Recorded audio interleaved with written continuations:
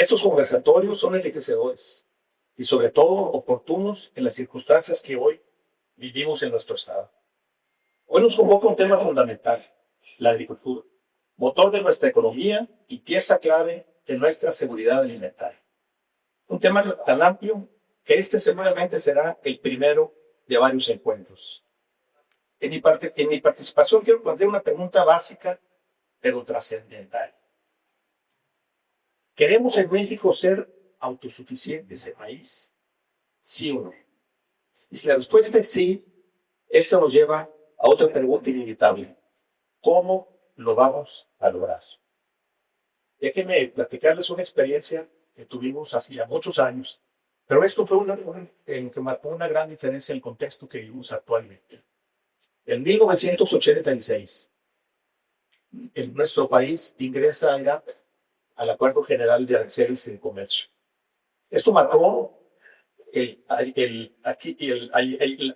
pasado y el futuro que se convirtió, que hoy es pasado también, del comercio internacional. Esto significó que México ya, de una economía cerrada que vivíamos hasta el 86, lo abrimos prácticamente en su totalidad en esa época. Pero ¿qué fue lo que sucedió? No se aterrizó y no se planificó en los casos como por ejemplo la siembra del maíz, la siembra del arroz en México, a sabiendas que de donde íbamos a importar había subsidios. Entonces esa parte de planeación vino a descomponer la parte local, la parte de la producción local, porque se distorsionaban los precios. En aquella época yo estaba en el negocio del arroz, era productor y procesador de arroz. Ya participaba en el consejo yo de ustedes arroceros. Y junto con Mariano Padilla, que le hace aquí para que constatara lo que estoy diciendo, nos dimos a la tarea de hacer una investigación de qué estaba pasando y qué venía para nosotros como graneros, como productores de arroz. El arroz en Sinaloa, que mucha gente lo ve, pero antes pues era el motor en granos, era parte del motor en Sinaloa, ¿no? La industria arrocera.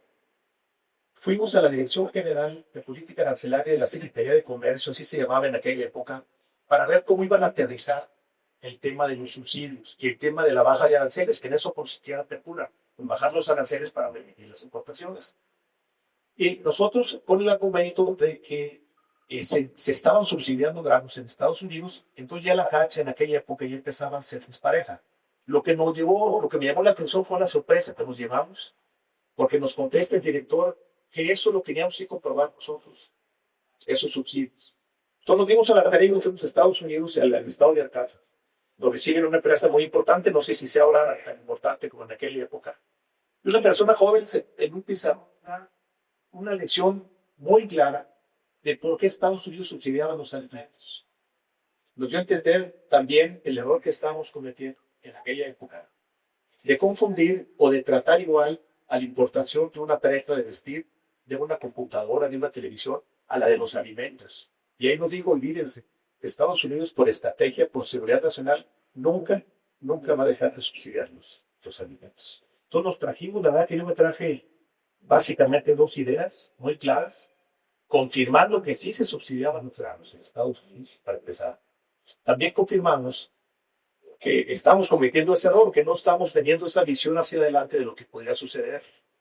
Y también la falta de planeación o la falta de aterrizaje en el momento de abrirnos al mundo sin tener un plan específico para los que íbamos a competir en forma distinta. Y les comento ya para finalizar con esta anécdota, con esta experiencia, una cosa que me impresionó. Me dijo, estamos hablando, el GATT fue en el 86, esto que hicimos fue en el 88, 89 más o menos. Nos dice, van a ver lo que va a pasar con la cortina de hierro con Rusia y Europa del Este, por lo que está pasando ahorita y puede suceder a futuro, con el tema de granos, con el tema de la escasez de alimentos en su país. Y dicho sea de paso, sucedió lo que predijo, que se sabe que no fue la causa principal, pero sí fue una causa que influyó muchísimo en este endeudamiento de aquel país. Dejo aquí este contexto y les comento, la FAO recomienda que los países produzcan entre el 75 y el 80% de sus alimentos básicos, porque depender del exterior pone en riesgo la seguridad alimentaria. Ya desde ahí se visualiza este tema. Los países desarrollados subsidian a sus productores porque entienden que los alimentos no son una mercancía más, son un asunto de seguridad nacional, estabilidad social y soberanía. Saben que la alimentación es estratégica, al igual que la energía y la defensa. Fíjense bien, lo equiparan a la energía y a la dependencia militar. Y esa es la realidad de los alimentos. Un país que depende de otros para comer se vuelve vulnerable frente a las guerras, a las crisis económicas y basta una devaluación. Un dólar mucho más caro va a encarecer el automático las importaciones y eso va a ocasionar el gas y la tortilla, etcétera, etcétera, una cadena inflacionaria. Además, proteger el campo significa garantizar precios accesibles, paz social, empleos y competitividad. Por ello, Estados Unidos, la Unión Europea y Japón destinan grandes cantidades de su presupuesto a los subsidios energéticos. Ellos planifican, a través de políticas como el Farm Bill, en el caso de Estados Unidos, que esta les da certeza, fija precios objetivos y asegura rentabilidad. Es la base. En resumen, gracias a esta ley, que se actualiza, fíjense, que se actualiza cada 5 años, el agricultor norteamericano sabe cuáles van a ser sus ingresos en esos 5 años y podrá planear su actividad. ¿Y cuál es la realidad de México y de Sinaloa? Lamentablemente, estamos ahorita haciendo todo lo contrario. En el contexto que les comenté al inicio de mi intervención, les decía que la apertura comercial se dio de forma muy rápida, sin planear bien la situación que iban a enfrentar los productores locales o nacionales. El proceso de asimilación fue muy lento, pero se llegó a avanzar en algo en todos esos años. Se consiguieron apoyos finalmente, se estableció un sistema de agricultura por contrato, donde sabíamos a quién venderle y a cuándo. Logramos un precio objetivo revisable año con año. Desde el 2018 se abandonaron las estrategias que habíamos instruido. Desapareció la escritura por contrato con la eliminación de acerca, el precio objetivo dejó de existir y hoy los agricultores sembramos sin saber a cuánto ni a quién le vamos a vender. Esa incertidumbre destruye la confianza y nos pone en desventaja frente a los productores de otros países que reciben apoyo postal. En nuestro país actualmente se consumen 47.6 millones de toneladas de maíz, los cuales 19.6 millones de toneladas son de maíz blanco, 28 millones de toneladas de maíz amarillo, de los cuales 23 millones son para uso pecuario y 4.3 millones para uso agroindustrial. En el 2018, México importaba 17 millones de toneladas de maíz. Para este año 2025 se proyectan 25 millones, lo que significa que nuestra autosuficiencia cayó del 60 en el 2018 al 50 en el presente año. En lugar de avanzar, retrocedimos. Sinaloa, que produce maíz de la más alta calidad, debería ser la base de la autosuficiencia. Sin embargo, enfrentamos políticas que permiten importaciones masivas y al mismo tiempo nos limitan la exportación de maíz. Es una competencia desleal que mina la rentabilidad y desincentiva la producción. Y subrayo, beneficia directamente a los grandes industriales y a los intermediarios. Les pongo un ejemplo que acaba de suceder este año con estas políticas. En Sinaloa se cosecharon 1.700.000 toneladas de maíz esta temporada. Normalmente pudimos, en condiciones normales, obviamente influyó muchísimo la sequía, hubiéramos producido 5 millones de toneladas.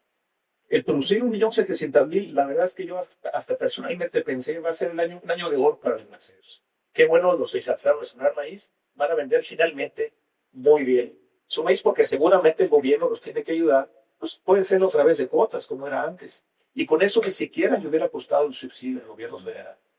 Pues fue la sorpresa que no hubo tal que esa cosecha en 1.700.000, que yo que es la menor en muchos años, en Sinaloa se está mal vendiendo a un promedio más o menos de 5.700 pesos. Yo le agregaría otra cosa adicional. Si hacemos una cuenta, de esos 5 millones que llegamos a producir en Sinaloa, este año no se produjeron 3.300.000 toneladas. Vamos a poner el precio de 6,000 pesos, no más, sin subsidio, 6,000 pesos. Dejaron de entrar a Sinaloa 19.800 millones de pesos en ese año. Quiero que quede muy claro, los agricultores sinaloenses no pedimos regalos ni privilegios, pedimos piso parejo. Queremos competir en igualdad de condiciones con quienes producen en países que sí protegen su campo. Porque el maíz no solo es un cultivo, es la base de nuestra alimentación, de nuestra cultura y de nuestra identidad. Lo que está en juego no es solo la economía, sino el futuro y la seguridad alimentaria de toda la nación. Por eso, debemos de hacer un llamado al gobierno federal y a la Cámara de Diputados para que definan con claridad una estrategia que diga qué productos y en qué cantidades quiere el país avanzar hacia la seguridad alimentaria, que sin duda el maíz deberá privilegiarse sobre todos los demás. Sin planeación no habrá certidumbre. Sin certidumbre, el campo no puede sobrevivir.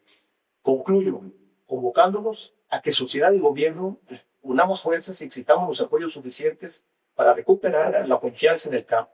Y hoy más que nunca se justifica que Sinaloa se ha tomado en cuenta con estos apoyos, para que por lo menos a través de nuestra actividad logremos compensar algo de las enormes pérdidas que está soportando nuestro Estado por esta crisis de seguridad sin precedentes.